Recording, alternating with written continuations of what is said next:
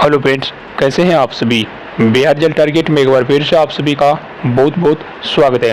दोस्तों, अगर आप लोग Bihar DElEd CBT entrance exam 2022 की तैयारी कर रहे हैं और आप सभी का तैयारी अच्छी से नहीं हो पाए हैं तो ये क्लास आप सभी के लिए है। जिसका तैयारी सही से नहीं हो पाए हैं वो सभी इस क्लास को पूरा कीजिएगा। इस क्लास में आप सभी को साइंस से जितने भी टॉप ऑब्जेक्टिव प्रश्न है जो कि आपके डीएलएड एंट्रेंस परीक्षा में पूछे जा सकते हैं, सभी एक एक करके आपको बताएंगे। एक भी प्रश्न को छोड़िएगा नहीं। अगर आप लोग एक भी प्रश्न छोड़ दीजिएगा तो आपके डीएलएड एंट्रेंस एग्जाम में जो है आपको 3 मार्क्स कम आएगा, ठीक है। और आप जो है मेरिट से निकल भी सकते हैं, क्योंकि प्रश्न जितने भी है A to Z प्रश्न इम्पोर्टेंट है। कोई भी प्रश्न को आप लोग नज़रअंदाज मत कीजिएगा। A to Z प्रश्न VVI है। जितने भी प्रश्न आपको बताएंगे A to Z VVI है।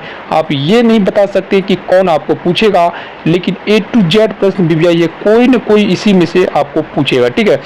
इस वीडियो से आपको जो है कम से कम 2 से 3 प्रश्न आपका इस वीडियो से आपके एंट्रेंस एग्जाम में जरूर आएगा, ठीक है दोस्तों।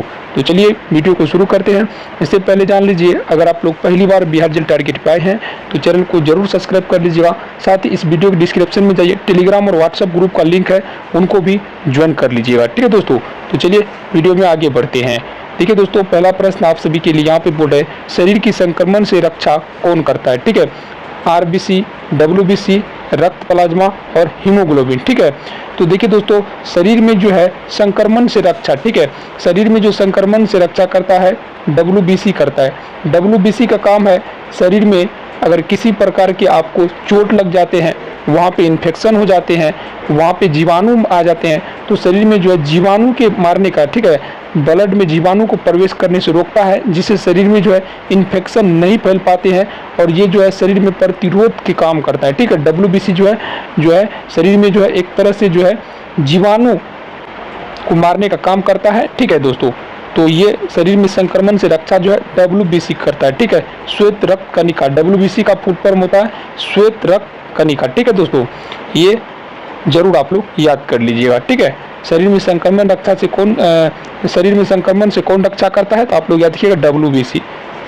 नेक्स्ट प्रश्न आप सभी का, मानव शरीर का सबसे बड़ा अंग क्या है, क्या होता है। सबसे बड़ा अंग के बारे में यहाँ पर पूछ रहे, यकृत है, त्वचा है, हृदय है, आंत है। अगर अंग की जगह पे आप लोग को गारंटी रहते, ठीक है, अंग की जगह पर आप लोग को गारंटी यहाँ पे पूछते तो आप लोग क्या बताते, ठीक है। अंग की जगह पर आप लोग को यहाँ पे गारंटी दे देते तो आप लोग क्या बताते दोस्तों। अंग की जगह पर आप लोग को गारंटी देते तो ये यकृत हो जाते, ठीक है। मानव शरीर की सबसे बड़ी जो गारंटी है यकृत है। अगर अंग का बात करें तो ये त्वचा हो जाएगा, ठीक है। त्वचा जो है मानव शरीर के सबसे बड़ा अंग है, आप लोग देख सकते हैं, जिसको हम लोग जो त्वचा बोलते हैं, चमड़ी, ठीक है, चमड़ी, त्वचा को चमड़ी बोलते हैं और ये मानव शरीर का सबसे बड़ी अंग है, आप लोग याद रखिएगा, ठीक है। त्वचा मानव शरीर के सबसे बड़ी अंग है होता है। तो चलिए नेक्स्ट प्रश्न को हम लोग बढ़ते हैं।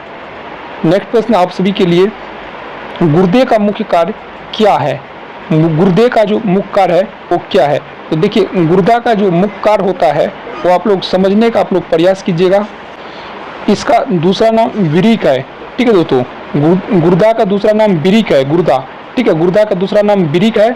आप लोग को अगर हम विरिक बोले तो आप लोग को अब समझ में आ गया। शरीर में जो विरिक का काम है, शरीर में विरिक जो है उत्सर्जन का काम करता है, ठीक है। शरीर में विरिक कौन चीज़ का काम करता है, उत्सर्जन का काम करता है। ये शरीर से अपशिष्ट पदार्थों को बाहर निकालता है। कौन, गुर्दा। गुर्दा का दूसरा नाम क्या है, विरिक है, ठीक है। गुर्दा का दूसरा नाम क्या है, विरिक है, जिससे शरीर में जो है द्रव संतुलन रहता है। द्रव मतलब जो, जैसे शरीर में पानी की मात्रा है या फिर अगर आप लोग पेशाब करते हैं तो वहाँ पे जो है ये जो है जो भी शरीर में अगर यूरिया की मात्रा को ये नियंत्रित करता है, ठीक है। तथा अपशिष्ट पदार्थों का जो भी खराब पदार्थ होते हैं उसको जो है मूत्र के द्वारा ये बाहर निकाले का काम करता है। कौन, गुर्दा। गुर्दा का दूसरा नाम विरिक है। आप लोग दिमाग में रजिस्टर कर लीजिएगा, ठीक है।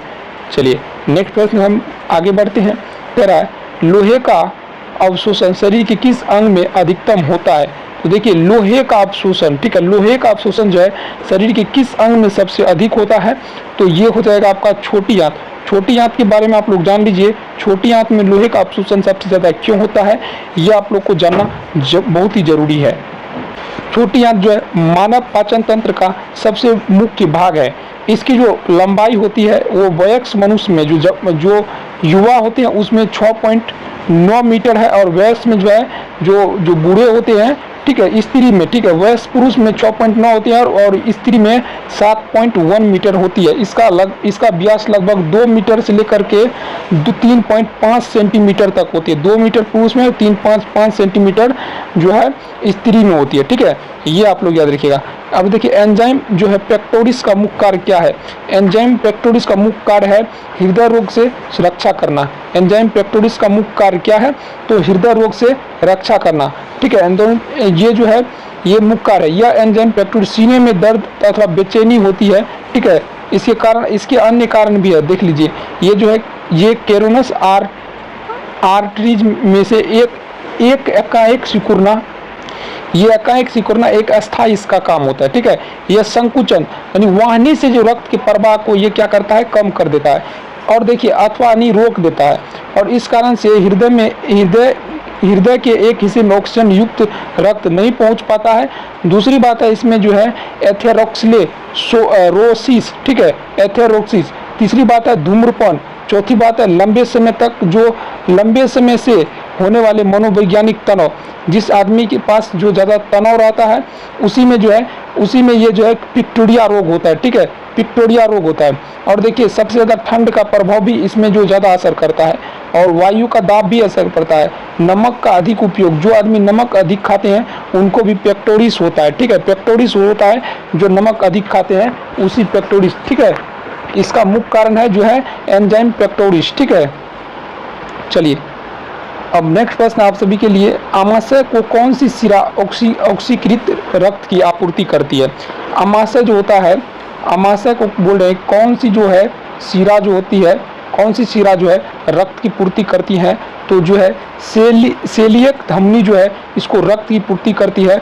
आप लोग याद रखिएगा आमाशय को जो है रक्त की जो पूर्ति है सेलियक, ठीक है, सेलियक धमनी करता है। ये आप लोग अपने माइंड में रजिस्टर कर लीजिएगा, ठीक है, ये भी इम्पोर्टेंट है। रक्तचाप किसके द्वारा नियंत्रित होता है, देखिए रक्तचाप जो है अधिवृक्क, ठीक है,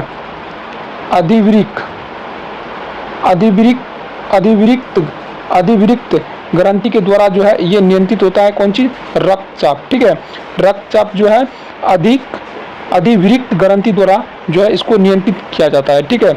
चलिए अब देखिए ग्लासगो कोमा स्केल किसका मापन है। ग्लासगो कोमा स्केल किसका मापन है, यहाँ पे 75 नंबर का प्रश्न है, ये भी इम्पोर्टेंट है, आप लोग याद रखिएगा। तो देखिए ग्लासगो कोमा जो है एक प्रकार के न्यूरोलॉजिकल जो है आकलन है, न्यूरोलॉजिकल आकलन है। देखिए अब आप लोग समझाते थे न्यूरोलॉजिकल आकलन क्या होता है, इसके बारे में आप लोग समझने का प्रयास कीजिए एक्सप्लेनेशन से, ठीक है। अगर आप लोग को PDF चाहिए तो आप हमारे व्हाट्सएप नंबर पर मैसेज कीजिए, वहाँ पे आप लोग को PDF भी प्रोवाइड किया जाएगा। देखिए अब जो आप लोग आप देख सकते हैं Glasgow coma scale CGS GCS जिसको बोलते हैं, ठीक है, GCS और न्यूरोलॉजिकल आकलन का मापन है जो चेतना स्तर क्षमता के मापन हेतु व्यावसायिक युक्ति प्रदान करता है। RSI GCS स्कोर 1974 में प्रोफेसर ग्राहम जो है स्टेडेल द्वारा विकसित किया गया था।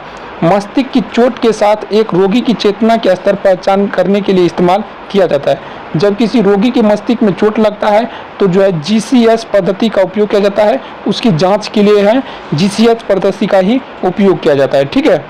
चलिए नेक्स्ट प्रश्न को हम लोग बोलते हैं काइमा, ठीक है, काइमा जिसको हम चेम बोलते हैं, ठीक है, चेम बोलते हैं, किसे कहते हैं, तो ये जो उदर में जो भोजन होता है इसको हम लोग काइमा बोलते हैं, ठीक है, पेट में जो भोजन होता है। अब देखिए सूंघने में कौन सी तंत्रिका मदद करती है। अब अगर हम लोग किसी चीज़ को सूंघते हैं तो घ्राण, ठीक है, घ्राण जो है घ्राण तंत्रिका जो है ये मदद करती है, हम लोग को सूंघने की प्रक्रिया में घ्राण तंत्रिका मदद करती है। ये सब भी इंपॉर्टेंट प्रश्न है, A to Z प्रश्न को आप लोग याद कीजिए। और देखिए पैथोजन रोगाणु क्या है, पैथोजन रोगाणु क्या है, तो पैथोजन रोगाणु जो है एक प्रकार के सूक्ष्म जीव है जो रोग पैदा करती है, ठीक है, पैथोजन रोगाणु क्या है, एक सूक्ष्म जीव है जो रोग पैदा करते हैं, ये आप लोग याद रखिएगा, ठीक है। चलिए नेक्स्ट प्रश्न आप सभी का, विडाल परीक्षण क्या है, ठीक है, विडाल परीक्षण क्या है। तो विडाल परीक्षण है जो टाइफाइड बुखार की पहचान करने के लिए आप लोग को सुनेंगे कि विडाल परीक्षण किया जाए। अगर कहीं टाइफाइड बुखार की ज़्यादा प्रभाव होता है तो वहाँ पे विडाल परीक्षण किया जाता है, ठीक है, जिससे पता लगा जाता है कि यहाँ पे क्या कारण है, मौसम में क्या खराबी है, ठीक है। इसी के लिए जो है मौसम में सबसे अधिक बरसात के मौसम में ही इसकी ज़रूरत पड़ती है विडाल परीक्षण की, ठीक है। अब देखिए एडिशन रोग किस हार्मोन की कमी से होता है, ठीक है। एडिशन रोग जो होता है किस हार्मोन की कमी से हो जाता है, तो कोर्टिकोस्टेरॉइड, ठीक है, कोर्टिकोस्टेरॉइड हार्मोन के कारण जो है एडिशन रोग होता है, ठीक है। कोर्टिकोस्टेरॉइड हार्मोन के कारण जो है, ठीक है दोस्तों, ये जो है एडिशन नामक रोग होता है। ये आप लोग याद किया, कोर्टिकोस्टेरॉइड के हार्मोन के कारण जो है एडिशन रोग होता है, ये भी आप लोग याद कर लीजिएगा, ठीक है। और देखिए ओस्टियोपोरोसिस रोग किसी कमी से होता है, तो विटामिन डी की कमी के कारण जो है ओस्टियोपोरोसिस नामक रोग होता है, ओस्टियोपोरोसिस नामक रोग होता है, ठीक है। नेक्स्ट प्रश्न आपसे, मानव शरीर की सबसे छोटी अस्थि कौन सी है। मानव शरीर के जो है सबसे छोटी हड्डी जो है वो कौन सी है, यहाँ पे आप लोग देख लीजिए, यहाँ पे बोल रहे, तो यहाँ पे मानव शरीर की सबसे छोटी हड्डी जो है वो जो है एस्टा, ठीक है, एस्टेपीज है, ठीक है। मानव शरीर की सबसे छोटी हड्डी जो है एस्टेपीज है, ठीक है। आप लोग याद रखिएगा, 100% अपने दिमाग में रजिस्टर कर लिया, मानव शरीर की सबसे छोटी हड्डी जो है एस्टेपीज है। स्वाद मातृभ्रम किसे प्रभावित करती है, तो ये स्वाद कलिका को प्रभावित करती है, ये भी आप लोग याद कर लीजिएगा, ठीक है। नेक्स्ट प्रश्न आप सभी का, आप टाइफाइड बुखार क्या है, तो यह एक जीवाणु रोग है, ठीक है, जो कि बरसात के मौसम में ये जो है अधिक देखने को मिलता है, ठीक है। चलिए अब देखिए हाइड्रोफीबिया रोग किससे होता है। हाइड्रोफीबिया रोग, तो हाइड्रोफीबिया रोग कुत्ते के काटने से होता है, इसके लक्षण भी आप लोग जान लीजिए। हाइड्रोफीबिया रोग कुत्ते के काटने से होता है, यह एक संक्रमित जो है संघात्मिक रोग होता है, यह एक बहुत बड़ा घातक रोग है, संघातिक रोग होता है, जिसका संक्रमण तंत्र में होता है। यह रेब्डोवायरस से होता है, रेब्डोवायरस से जो है ये हाइड्रोफीबिया होता है, ठीक है। कुत्ते के काटने के कई तरह के संक्रमण रोग लग सकते हैं, जिसमें इंसान पागल भी हो सकता है, इसमें तेज बुखार, सिर दर्द और अंत में मृत्यु हो जाती है। इसके बचाव के लिए कुत्ते काटने के तुरंत बाद एंटी रेबीज इंजेक्शन लगावें, ठीक है। अगर आप कुत्ते काटे तो आपको तुरंत जो है इसके बाद जो है एंटी रेबीज इंजेक्शन लगाना चाहिए, आपको किसी भी झाड़ फूक के सहायता आपको नहीं लेना चाहिए, ठीक है। देखिए कुत्ता काटने के बाद क्या करें, देखिए सबसे पहले कुत्ते की सतत निगरानी करें, कुत्ता मरा या नहीं देख ले, ठीक है। कुत्ता काटने के बाद अगर मरा या नहीं तो देख ले, ठीक है। कुत्ते की मौत इस बात का सबूत है कि उसके अंदर रेबीज के जीवाणु थे। अगर कुत्ता मर गया तो इसका सबूत है, अगर आपको काटने के बाद अगर वो मर गया तो उसमें ये भी आप लोग दिमाग रख दीजिए कि उसमें रेबीज नामक जीवाणु थे। 5 बार रेबीज का टीका ले, ठीक है। कुत्ता अगर मर जाए तो 5 बार रेबीज का टीका ले। काटने के दिन, तीसरे दिन, 5वें दिन, 7वें दिन और 90 दिन टीका निर्धारण तिथि से ही ले। काटने के बाद उस स्थल को जो है डेटॉल से धो ले, तुरंत अगर काटे डेटॉल से धो ले। कटे स्थान को छोटे बच्चों को न छूने दे, जो कटा हुआ स्थान है उसमें आपको छोटे बच्चों को नहीं छूने देना है। ये कुत्ते की बच्चों से जो है यह एक तरीका है, ठीक है। अब देखिए बीमाणु की संख्या किस रोग से घटती है, तो ये डेंगू रोग में जो है बीमाणु की संख्या जो है घटती है। नेक्स्ट प्रश्न, इंसुलिन का इंजेक्शन कहाँ लगता है, तो देखिए इंसुलिन का जो है इंजेक्शन जो है उद्यस्त्वचीय रूप में से लगता है, ठीक है दोस्तों, उद्यस्त्वचीय रूप से लगता है, ठीक है। चलिए नेक्स्ट प्रश्न है, फैलोपियन ट्यूब का कार्य क्या होता है, तो निषेचन क्रिया का संपादन करना जो है फैलोपियन ट्यूब का मुख्य कार्य होता है। तो आप लोग को यहाँ पे जितने भी प्रश्न बताएं A to Z प्रश्नों को आप लोग याद कर लीजिए। साथ ही अगर जिसको इसका PDF चाहिए आप लोग जो है व्हाट्सएप ग्रुप पे मैसेज कीजिए, आप लोग को 4 सब्जेक्ट का PDF भी प्रोवाइड किया जाएगा। तब तक के लिए जय हिंद, मिलते हैं नेक्स्ट वीडियो में। वंदे मातरम।